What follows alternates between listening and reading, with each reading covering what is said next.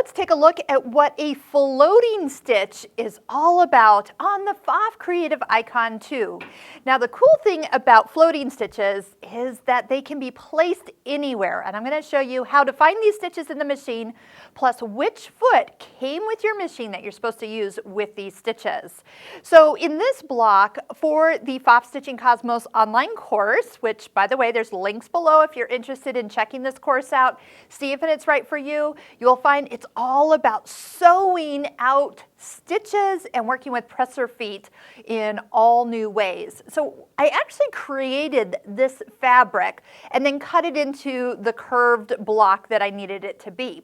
So all I needed was a piece of fabric that we fold in and on line. So for example, what we do is if you want to mark it so they're nice and equidistant, you can do that. But they're folded, you're stitching on the fold, you do need some stabilizer, and then when you open it up, it hides the stitches that connect the decorative parts and make it look like it's floating along. So here are some of the ones from our stitch book from all the floating stitches that are built into this machine, and there's a whole nother side. Look at that, aren't those fun?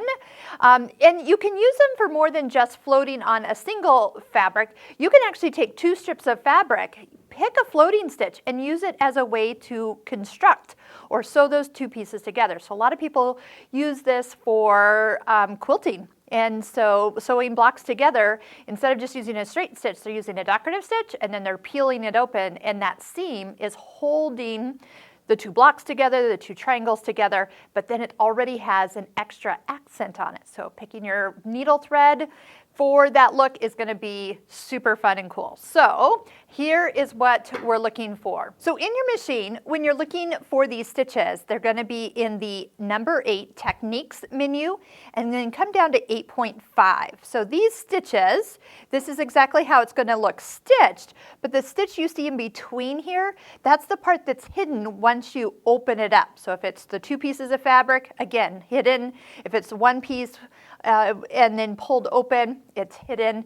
And so all these stitches are designed to be floating stitches. So really, really fun. Now, if you look close of how these are actually developed, you can take any stitch, put it into memory with a couple straight stitches in between, and you'll have a floating stitch of your very own. So just let this be almost a jumping off point for creating your own stitches in the memory. And I will have to tell you, some of these really sew out faster than others, making those construction seamed blocks go very quickly. So if you're worried about time invested in using a decorative stitch instead of just using a straight stitch, just stitch them out so you know how long they take or how big they are. Again, you could use variegated thread, so each stitch almost will start to look like a different, like you sewed with different colors of thread each time, so it's really kind of fun.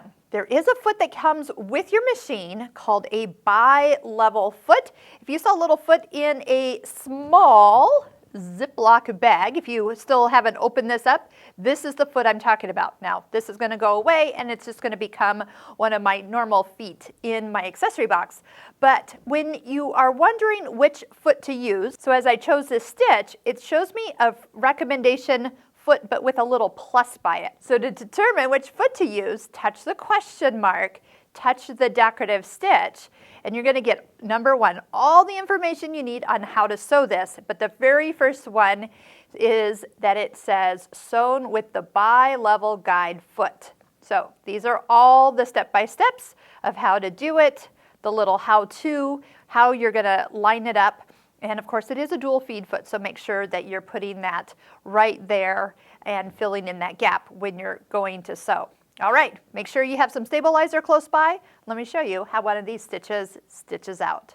Start by switching over to the foot that we talked about. What is exciting about this foot is that there's actually a guide. The guide that you see is going to be placed right on the fold. So if you just set it down so it is going to follow your fold of your fabric.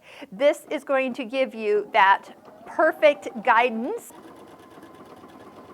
So it pretty much makes it foolproof as you guide yourself down the edge of the fabric. you're going to see that half the stitch is on the fabric, half the stitch is on the stabilizer.